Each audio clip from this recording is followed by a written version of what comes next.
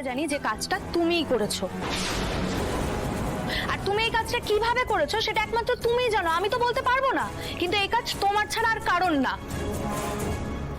এই মেয়ে, তুমি শুধু শুধু আমার আনন্দের দিদিকে দোষ দিচ্ছ কেন বলো তো?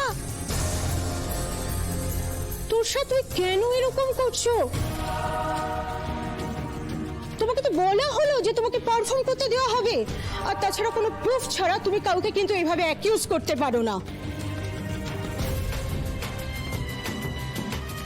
ম্যাম, এটা আনন্দী ছাড়া অন্য কারোর কাজ নয়। ম্যাম, এখানে আনন্দী ছাড়া আর তো কারো চিত্রাঙ্গদা পাঠটা মুখস্থ নেই। আমাকে যদি অন্য কেউ ছিটকিনি দিয়ে আটকেও রাখতো, তাহলে আমার জায়গায় আনন্দীর মতো করে তো অন্য কেউ পারফর্ম করতেই পারতো না। তোরসা, তোমার যুক্তি শুনে না এবার আমার মাথা ফেটে যাবে মনে হচ্ছে। না না, মাথাটাকে আগে বাঁচাই।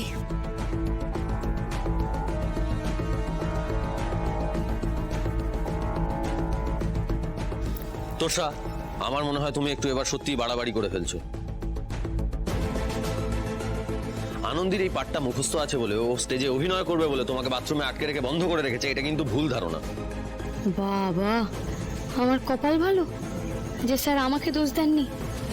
সত্যি, নাহলে উনি যা মানুষ, তোরসার কথা শুনে হয়তো আমাকেই দোষী ভাবতেন। আদি একদম ঠিক বলেছে। তোমার কি হয়েছে তোরসা?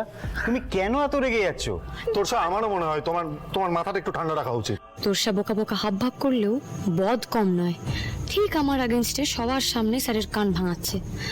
আমার আর স্যারের মধ্যে ভাঙন ধরানোর চেষ্টা করছে, বারবার চেষ্টা করছে। যারা বোকা তারা বদমাইশি করলে সেটা সাংঘাতিক হয়। তিতির যেতে না যেতেই এই ফাউ পুচকাটা এসে জুটেছে তোরসা কোথাকারে। আরে স্যার, আমি এমনি এমনি কথাটা বলছি না। এই কাজটা আনন্দী ছাড়া আর অন্য কারণ না। আমি অনেকটা বুঝে শুনেই আপনাকে এই কথাটা বলছি। তোষা তোষা তোষা, তুমি এটা করার চেষ্টাও করো না।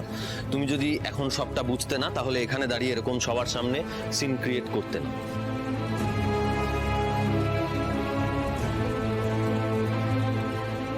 আমি সিন ক্রিয়েট করছি? স্যার, আপনি একবার এটা ভাবলেন না যে বাথরুমে আমি বন্ধ ছিলাম? ছিলে তো, ছিলে। আমি মেনে নিচ্ছি তুমি ছিলে, কিন্তু একটা জিনিস তুমি দেখো, তুমি যখন বাথরুমে আটকে ছিলে তখন কিন্তু আনন্দী এখানে পারফর্ম করছিল।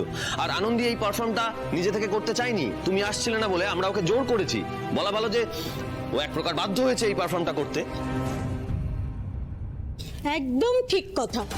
আনন্দী বোধহয় নিজেও জানতো না যে ও চিত্রাঙ্গদা করবে। শুনেছো? শুনলে?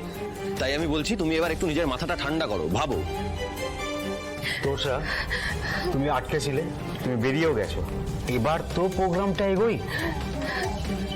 স্যার, স্যার, আমি বাথরুমে আটকে পড়েছিলাম, কেউ একটা দরজাটা